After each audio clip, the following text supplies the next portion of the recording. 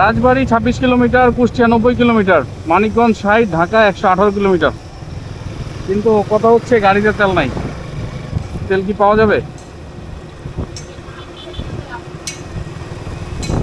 তেলের দাম তো বাড়াইলো, আজকে থেকেই নতুন দাম নির্ধারণ, কিন্তু তেল নাই, ডিজেল নাই, পেট্রোল নাই, অকটেন উল্টা রয়েছে।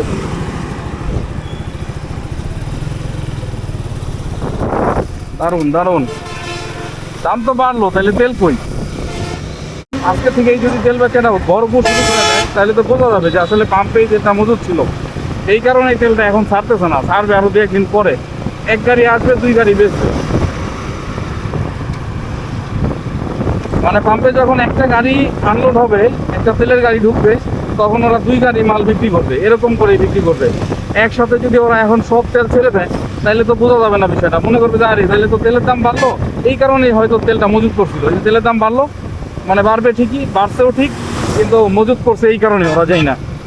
তো এই জিনিসটা আসলে ধরা খাওয়া যাবে না। তো ওরা তো অনেক অনেক চালাক,